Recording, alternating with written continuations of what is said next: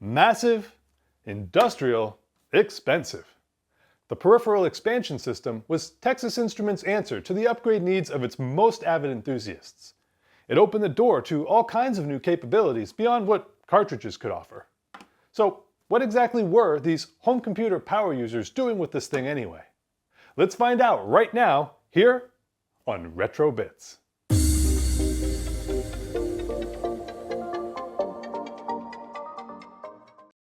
The Texas Instruments 99 4A, in beige, was my family's very first computer that we got when I was around 7 years old. At the time, we used it predominantly with cartridge-based software. Games, educational titles, creating little animations and logo, stuff like that. Back then, we only had a cassette tape recorder, and we mostly used it for saving the basic programs we typed in from magazines. And man, was it slow! Even as a child, I was aware of the expansion system in disk drive and that it was something incredible, but I never got a chance to use one. Expensive hardware like that was strictly in the domain of power users. So what exactly were they doing with them? Well, 40 years later, I think it's about time we found out. Prior to the introduction of the expansion box, system add-ons took the form of sidecars, each one daisy-chained to the next. By the time you added a speech synthesizer, printer, modem, memory expansion, disk controller, and drive, the machine would take up so much horizontal space that it would need its own zip code. Clearly, this needed to change. The remedy came in the form of what was officially named the Peripheral Expansion System, announced during the Consumer Electronics Show in January of 1982. Professional, well-built, heavy-duty. These were the initial impressions of the product as written in 99er magazine at the time. Curiously, the writer predicted that the expansion system would become known as the TI box or TI box, but instead is widely referred to as the Peripheral Expansion Box or PEB to this day. While the massive expansion box may have been an improvement over sidecar sprawl, the price of the P-Box with a disk controller, RS-232 interface, 32K memory expansion, and one single-sided single-density drive was a whopping $1,500 at the time. No small wonder I only had the cassette tape drive growing up. For comparison, a bare-bones IBM personal computer was in the same ballpark, so one would have had to be pretty committed to the TI to justify the cost. That said, expansion box prices came down pretty quickly when TI exited the home computer market a year later. And so, after 4 decades, I finally have the chance to experience the PEB for myself. Here it is in all its glory. Quite handsome, don't you think? I picked this unit up locally, complete for only $40. The original owner was looking to find a new home and avoid having it become e-waste, and I was more than happy to offer my assistance. First impressions? This thing is an absolute unit, constructed mainly of steel. It dwarfs the 99 4A to which it's normally tethered, and may even have an advantage over the original IBM PC. Like the 5150, it's as if TI hadn't quite figured out the difference between a home computer and an industrial one. 33 pounds, wow! There were 2 versions of the PEB, mine being the later model. The earlier revision had a push-button power switch instead of the rocker seen here. There are a few other minor differences, but functionally they're more or less the same. There are 8 internal expansion slots available, each with their own activity light on the front panel. Originally equipped with one single-sided, single-density, full-height drive, some owners upgraded their PEBs with 2 half-height drives instead. I like the subtle TI logo here in the corner, that's a nice touch. As you can see, my beige model doesn't really match the silver and black expansion box. Now, I'm sure you've read stories on the internet of amazing attic finds, some of them hardly believable. Well, here's one that's 100% real. My folks were cleaning out their attic and found this. Remember, our very first computer was the later cost-reduced beige model. This silver and black variant predates that. No one in my family knows where it came from or how it got up there, and it looks like it's hardly been used. A true attic find mystery. Anyway, this earlier style pairs perfectly with the PEB, but I think I'll keep it stashed away safely for a special occasion. TI never released a beige expansion box, but they did show one off in a magazine ad that had been painted to look the part. What do you think? Which do you prefer? Personally, I like the silver and black, but since I grew up with the later model, it's the one I use as my daily driver here in the present day. TI released a number of official cards for the PEB, including a 32K memory expansion, RS-232 serial interface, floppy disk controller, P-code card, and the required flex cable interface. There were also many third-party expansion cards that we'll take a look at a bit later, but they're pretty uncommon today. The P-code system is pretty interesting. It replaces the machine's underlying BASIC with what is essentially a disk operating system and virtual machine that can execute bytecode developed with UCSD Pascal and other languages. This allows the system to run a large library of software that was not originally designed for the TI. It's a fascinating upgrade that's covered in detail in a video by Pixel Pedant, so check that out if you're interested. I'll put a link in the description. Alright, let's pop the top on this thing and have a peek under the hood. There are 2 catches on the back to release, and the cover comes right off. Here are the 8 expansion slots, populated with the standard complement of TI branded cards. No surprises here, but this is a good loadout to get started with. First up is the flex cable interface, which must always occupy slot 1. This card allows the PEB to communicate with the 99 4A itself. It attaches to the computer's sidecar expansion slot by way of this beefy ribbon cable, affectionately known as the fire hose within the TI community. Next up, we have the 32 kilobyte memory expansion. Modules can be removed simply by pulling up on the provided handles. The extra RAM can be used by things like Extended Basic, TI's assembler, and of course disk-based software. Anything where the built-in 256 bytes of scratchpad memory or 16K of video display RAM aren't enough. I mentioned the heavy-duty industrial design earlier. These might look like they're made from plastic on camera, but fear not because they're all metal.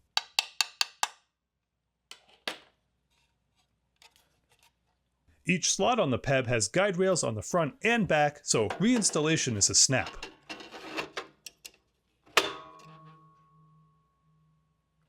The RS-232 interface provides a standard DB25 serial port and supports devices up to 9600 BPS. 2 devices can be attached at once using this special Y cable, such as a modem and a serial printer. Despite its name, the RS-232 module also provides a parallel port that can be used with printers that have a standard Centronics interface. Finally, we've got the disk controller module, which must always be installed into slot 8. The reason is because the internal floppy drive's ribbon cable connects to the module through a window in the back here. The controller supports drives that utilize the industry standard ShoeGuard interface, which opens up some options. TI collectively called this the disk memory system, referring to the floppy itself as the disk memory drive. The controller supports single density, single-sided or double-sided disks with 88 kilobytes per side. Up to 3 devices can be attached, so the full-height unit was commonly replaced with 2 half-height drives instead. Third-party controllers also supported double density and 3.5-inch drives, but we'll look at some of those later. Another option is to connect 1 or more external drives using the edge connector on the back of the disk interface module. Some disk-based software works best with a second drive, as we'll see shortly, so it's a good thing I already have this spare unit in a custom external enclosure. I have no idea where I got it from, but after years on the shelf, it'll finally get put to use. Before we fire it up though, it's probably a good idea to perform some basic maintenance tasks, starting with the power supply. Wow, look at the size of that transformer. Here's a Mr. FPGA for comparison. These 1980s capacitors look like they're in good shape, no signs of leaking or bulging. I don't see anything else out of the ordinary, so let's apply some power and test the voltages. Loud fan. Let me turn that down for you guys. That's better. Let's start by testing the 8-volt DC rail. Yikes, 14.6, that's a bit high. How about the 16-volt rail? 25.5, And finally, minus 16 volts. Okay, this isn't really a huge surprise, as the PEB has an unregulated power supply. It really needs a load attached before we can get an accurate reading. Okay, I've added an 18-watt automotive bulb to the circuit. Let me retest each of the voltages again, 8, 16, and -16. Better, but still high enough to cause me concern. Each of the cards in the PEB has its own set of voltage regulators that can supposedly handle inputs up to 35 volts, so these levels are safe, even if they may end up generating a little excess heat. From what I've been told, the voltages I'm seeing are completely normal, and it's common for TI owners to upgrade their power supply or replace it entirely with a modern unit. The PSU also provides separate regulated 5 and 12 volt rails to the internal disk drive, so let's check those as well. Nice, I think we're good to go. While I have everything apart, how about a little cleaning montage? Sure, why not?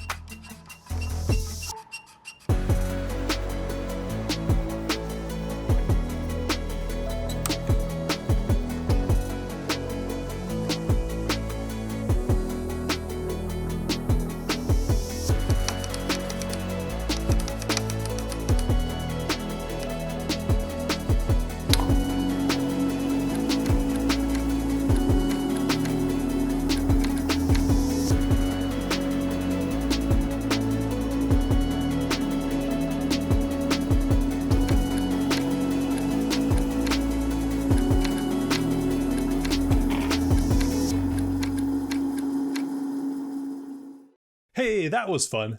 Well, after all that preemptive maintenance, I put everything back together and nothing worked. I was worried that I had screwed something up, but after a little troubleshooting, I found that there was no continuity on 3 pins of the fire hose. The ribbon cable's IDC connector had come uncrimped on one end, but it was a super easy fix. Now, I don't have the official TI branded monitor that matches the PEB, but this Sony CRT works pretty well. Now that everything is fully functional, let's get to the fun stuff.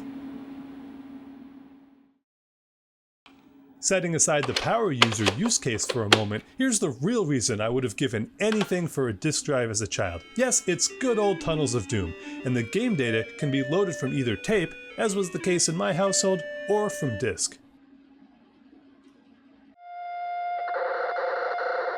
We already know all about the speed of the cassette drive, and as you can see here in Winamp, the data file takes exactly 3 minutes to load each and every time you want to play the game.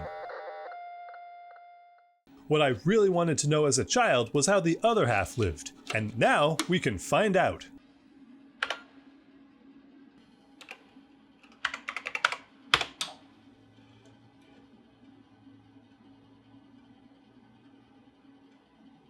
Haha, yeah, that's 55 times faster. I was right to be amazed. But that's not even the whole story, because the game allows you to save your progress anytime you're not in combat. Something we take for granted these days, sure, but pretty novel back then. I hardly ever bothered due to the slowness of the cassette drive, but with a disk memory system, a save point is only 6 seconds away.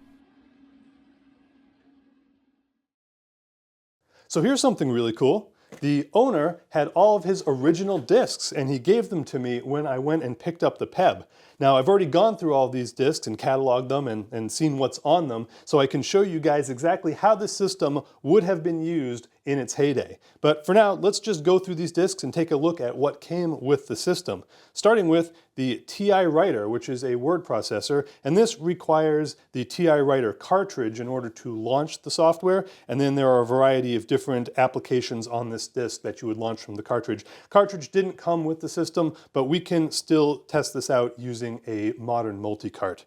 In addition to TI Writer, we have this 99 4A auto spell check disc here by Dragon Slayer Associates, 1984 Thomas Kirk version 1.1. So that's kind of neat. That's an extension to the TI Writer word processor. We'll take a look at how that works in a minute. We've got a disc of documents, so we'll see what's on there. Maybe there's something I can show you in TI Writer. We've got Editor Assembler Part A and Part B. Again, Editor Assembler requires a cartridge to launch, and then the assembler and the debugger and the editor are all on this disk, and then there's some sample code on this disk. And this is a good example of where you would need 2 disk drives to get the most out of this application. You'd have your code and object files that you're working with on one drive and then the software on the other, and you'd boot from the cartridge. Again, it didn't come with the system, but that's not a big deal. We will work around that. We've got the TI graphing package, and these 3 graphing software titles here are just basic programs, so you can run these without any special cartridge at all. You don't need to extend the system at all. They're just basic programs. So we'll take a look at that.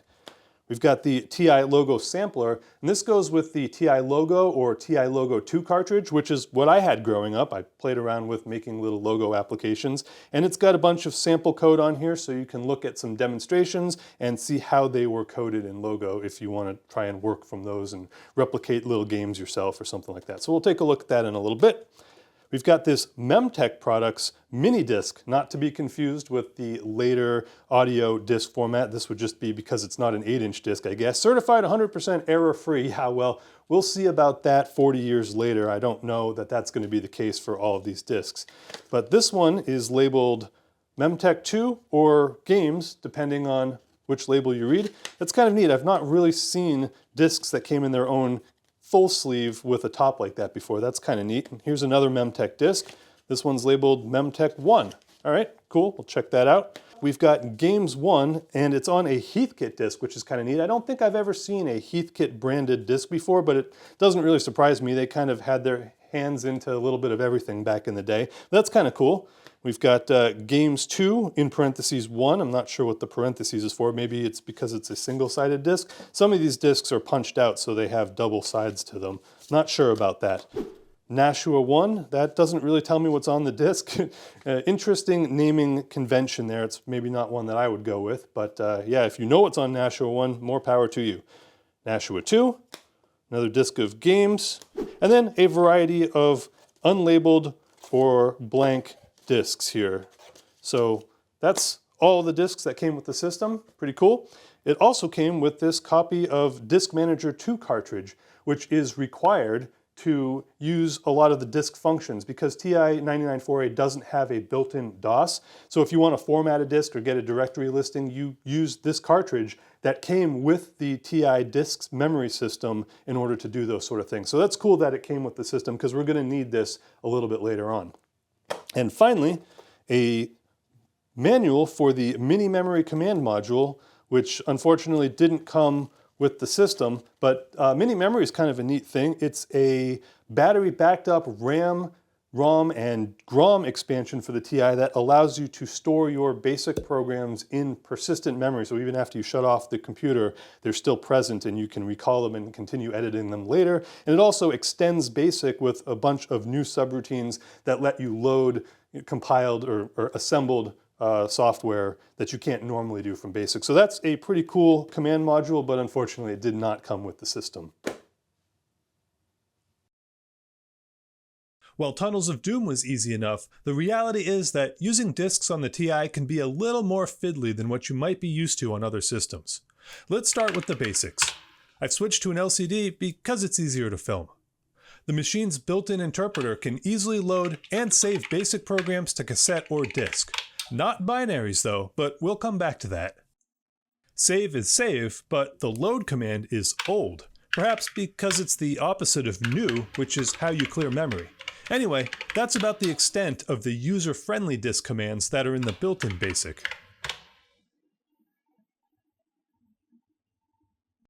There are commands such as open, close, input, and print that you can use to manipulate data on a disk, but there's no built-in function to get a directory listing, for example.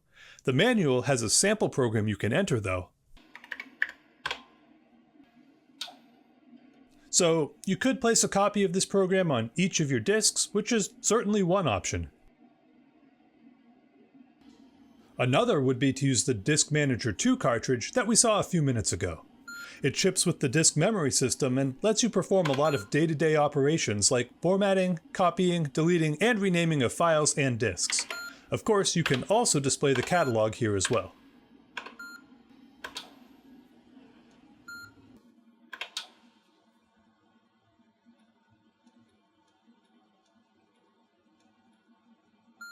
See this program called Load?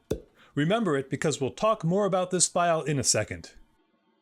Now, these methods of viewing the catalog are a little inconvenient, so something users might have done back in the day would be to run off a hard copy, since the option is right there already.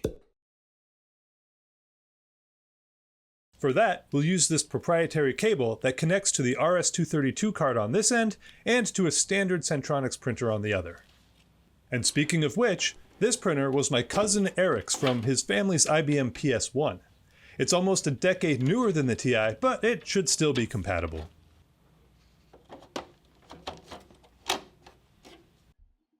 Instead of viewing the catalog on the screen, we can send it to the TI sidecar printer, the serial port, or any other attached device. In this case, we want to use the PIO or Parallel I/O port on the RS-232 card. I never had any kind of printer for the family TI, and it wasn't until we replaced the machine with an Apple IIc that we could print things at home. I guess that means this was something a power user might have done, although this particularly anachronistic use case might be disqualifying. Hey, that works surprisingly well, original ribbon cable notwithstanding. I've seen people attach the hard copy to the dust sleeve or even print it directly on the back. Anyway, that was a fun diversion, but let's get back to the disk memory system. To get the most from our PEB, we'll either need the original cartridges for every piece of disk software we want to use, or a modern multi-cart like this FinalGrom 99. The built-in BASIC is rather limited and can't be used to launch compiled or assembled software from disk without help.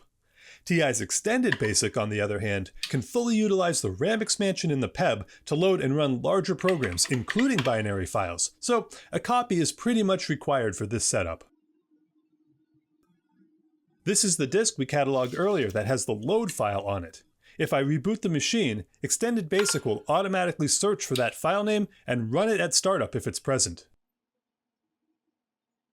This launcher is an enhanced take of the catalog program we looked at earlier, and putting it on each of your software compilation disks makes a lot of sense.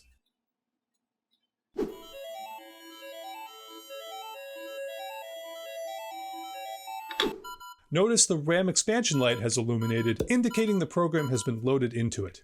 This game is written for Extended BASIC, which has a number of graphics and sound enhancements over the built-in interpreter, hardware sprites being one of them. While auto-booting a file is handy, you know what would be even better? A real disk operating system. And as luck would have it, a modern DOS does exist in the form of Force Command by Jedi Matt. The author notes that an earlier effort by the name of 4A DOS did exist back in the machine's heyday, but it was found to be wanting. Here's Force Command running from the multicart. The wiki page covers everything it can do, but there's comprehensive built-in help as well. The OS is also extensible. As an example, FTP and Telnet clients are available. With similar commands to MS-DOS, performing simple tasks on the TI with multiple attached devices is a snap.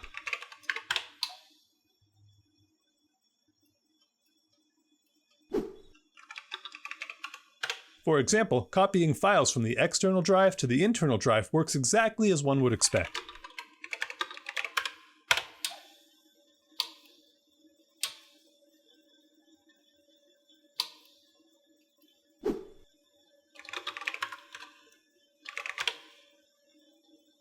Yep, that worked great. Now, say we want to run the extended BASIC program we just copied. We can use the XB command for that, which will instruct our multicart to switch automatically. Unfortunately, it looks like you also need the Tipi upgrade for this to work, and I don't have one yet. Moving on, the type command can be used to display most text documents, even those created in other word processing packages. There's also a built-in editor, which is handy. It even has its own help screen and can handle 80-column files. In fact, Force Command has a native 80-column display mode if you have the hardware to support it.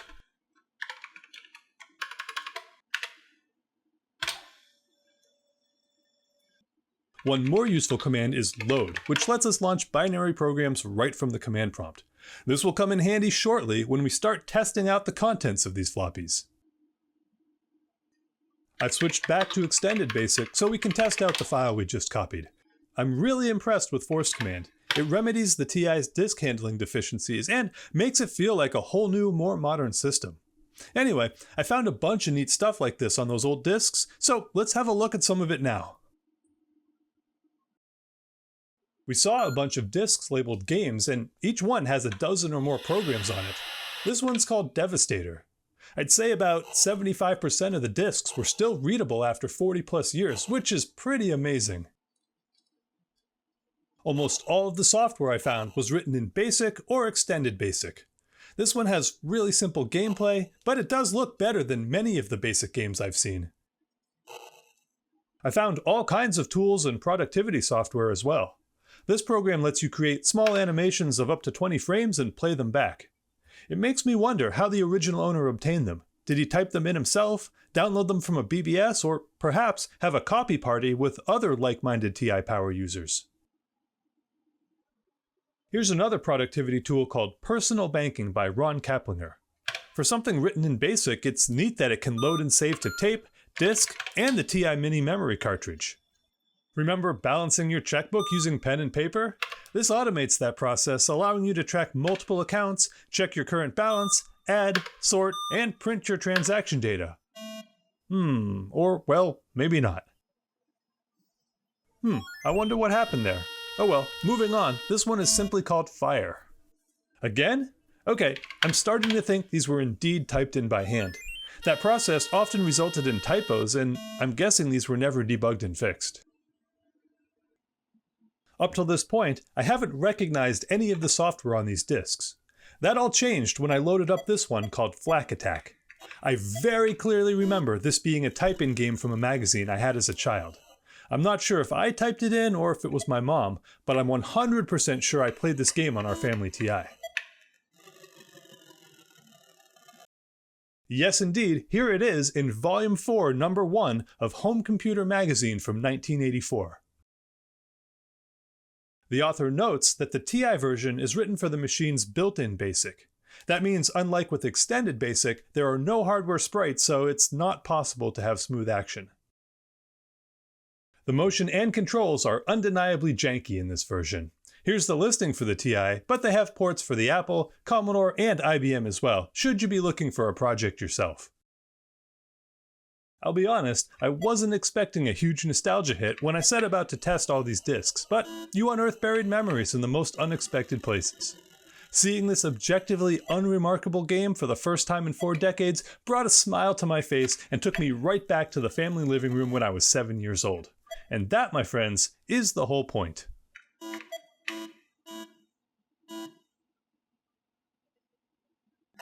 Now, if you were around back in those days, you're sure to remember how many different takes on the Pac-Man formula there were. Probably hundreds. Here's one of several I found on the discs called Taco Man.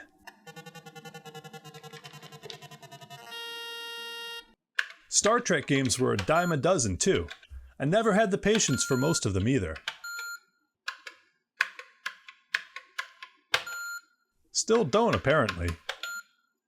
And while we're on the subject of overused game types from the 80s, mazes. Do I really need to say more? This one, simply called Ice Caves, is particularly well executed though.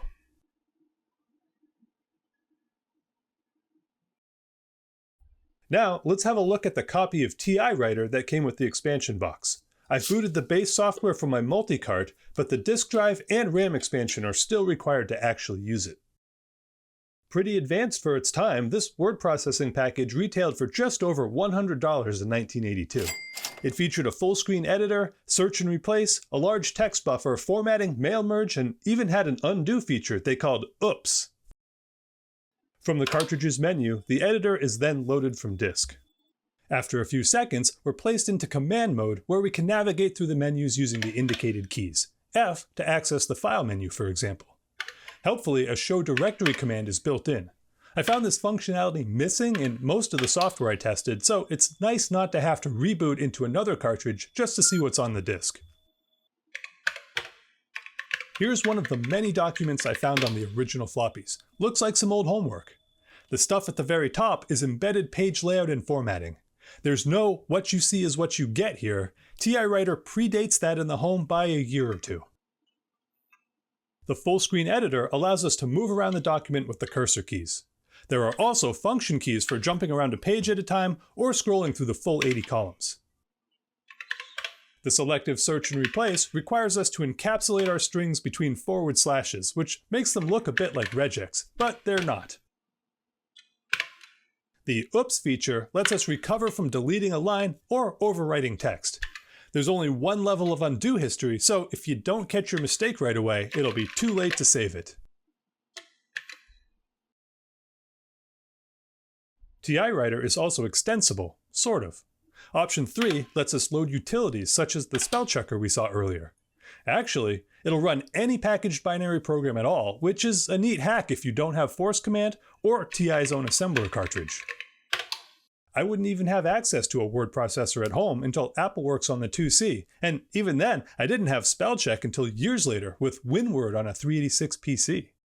It's not the fastest. See how it's checking one letter of the alphabet at a time?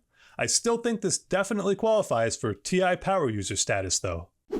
Oh, that's a bummer. There's no spell check disk B in the box. I really wanted to see the results too. Oh well. And finally, option 2, the text formatting application. This is really just how you print documents that have those embedded style characters in them. I'm not sure why it needed to be a separate program, but perhaps it was simply due to memory constraints. Anyway, let's give it a try.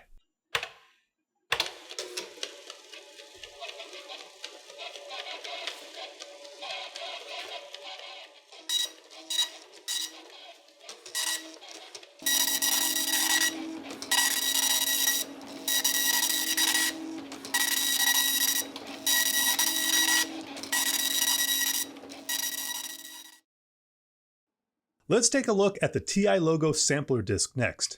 I've already booted Logo 2 from my multi-cart.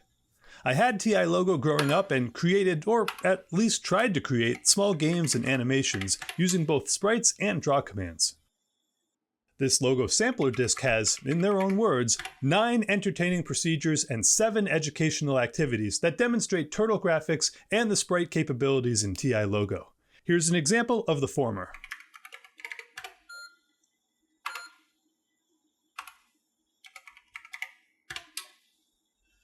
You can do a lot more with logo procedures than simple line drawings, as this frog sample demonstrates.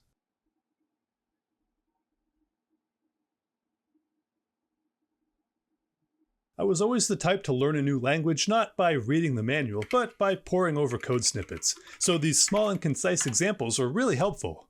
Once you've seen how to draw and animate sprites and play sounds, constructing a simple game in Logo is easy and fun, even for a 7-year-old. The only drawback? Saving and loading from cassette.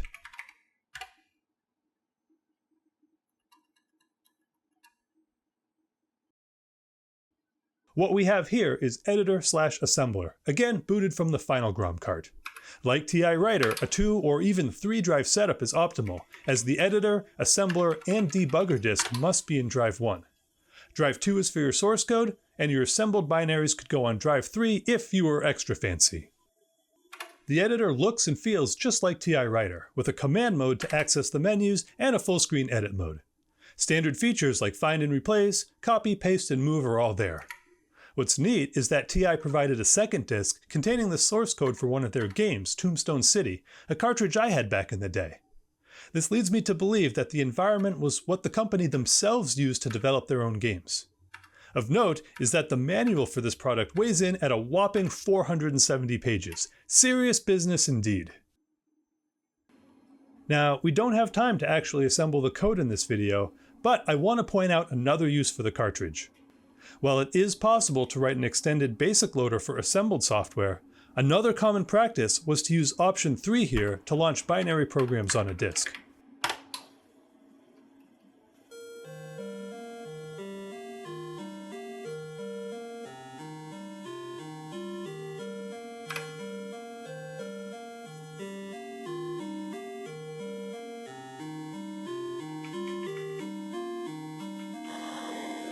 Anyone else remember this game? The character graphics are a little different in this version from the commercial release, but the game is the same otherwise. I think the most memorable part for me was the little jingle at the beginning.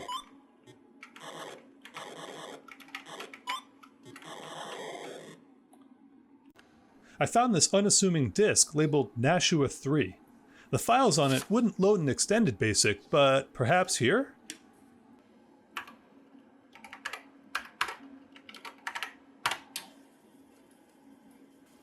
Now that is interesting. AtariSoft sold cartridge games for the 99 4A. Heck, I even had Moon Patrol in pole position, but I had no idea that they also offered the titles on disc. Clearly this is a pirated collection, but the game does look like the official version, doesn't it?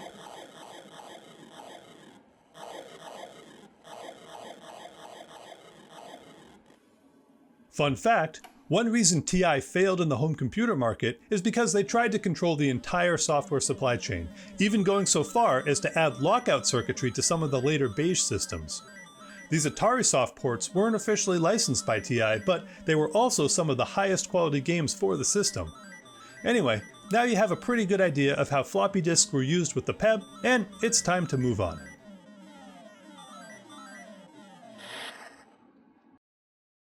Let's go back to the RS-232 card for a moment.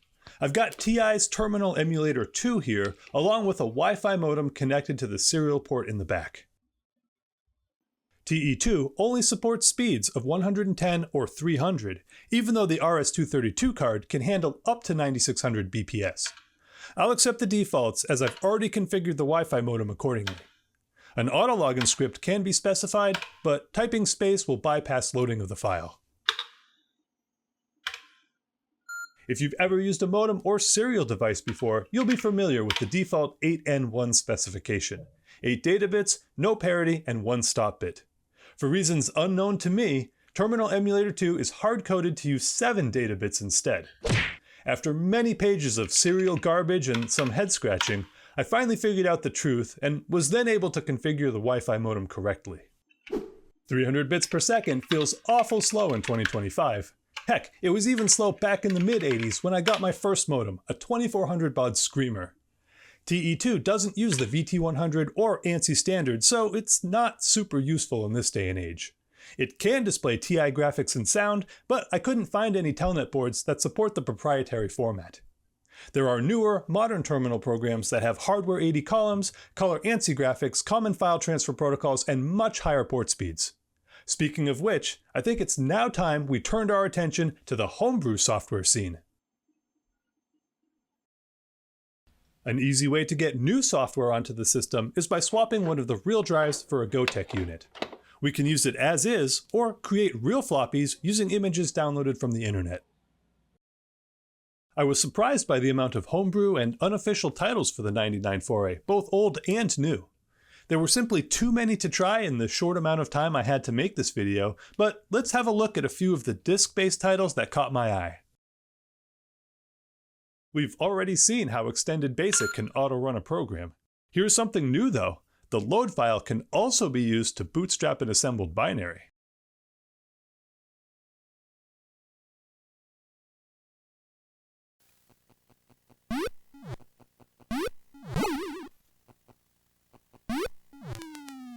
Already off to a good start. This is a high-quality port of an absolute classic. Yes, the TI is much more powerful than the Atari VCS, but that just highlights how ingenious this game really was at the time of its release.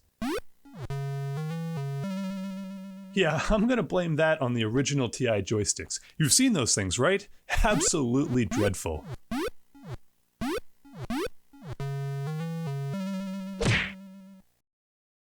If an extended basic loader wasn't provided, you'll have to launch your software from the editor assembler cartridge instead. Jumpman was one of my favorite early Epyx titles on the C64. This clone of Jumpman Jr. by Databiotics on the 99 4A faithfully reproduces the look and feel to a T.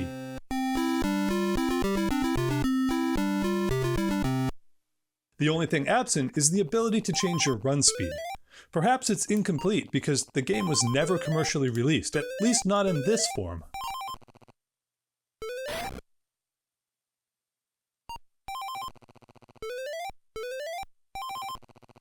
Instead, the company released a pared-down cartridge version of the game called Junkman Jr., which is substantially the same, but navigates around the fact it's clearly an unlicensed clone. It does have adjustable run speed though, so there's that. The TI joystick strikes again. That's it, yeah. Earlier, I said that force command could also be used to load binary programs, so let's put that to use as well.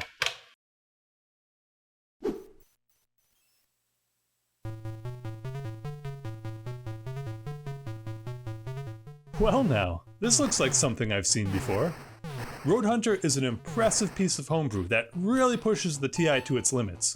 Using some clever assembly code and every single byte of 16-bit scratchpad memory, the game manages to achieve a smooth 60 frames per second.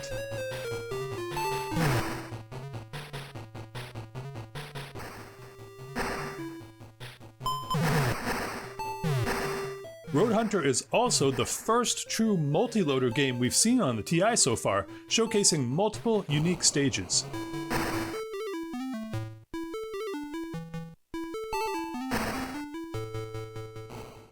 What if you don't have editor assembler or force command? Well, you can always launch your games from inside of TI Writer using the utility option as well. Speaking of technically impressive homebrew, Warzone 2 might be the best top-down shooter the platform has to offer. Leave it to the enthusiast community to show up the commercial publishers.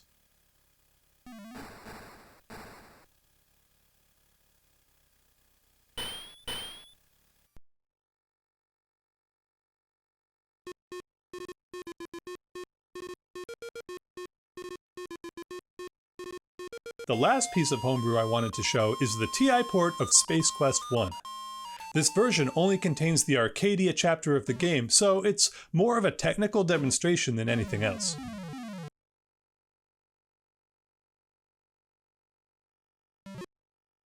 Even so, what's here is quite impressive for the old 4A, and spans 3 double-sided double-density discs.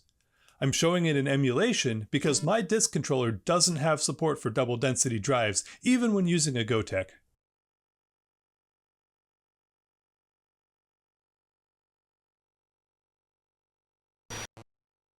There are third-party disk controllers for the expansion box that do work with the larger format, so with that in mind, let's now segue into aftermarket add-ons. Expansion system users weren't limited to just the cards that TI produced. A number of third-party manufacturers, both vintage and modern, have offered upgrades, including high-speed serial interfaces, disk controllers that support double-density and 3.5-inch floppies, hard drive controllers for SCSI and IDE, and even a CPM card. There were also 80-column display cards, RAM drives, and memory expansions up to a full megabyte.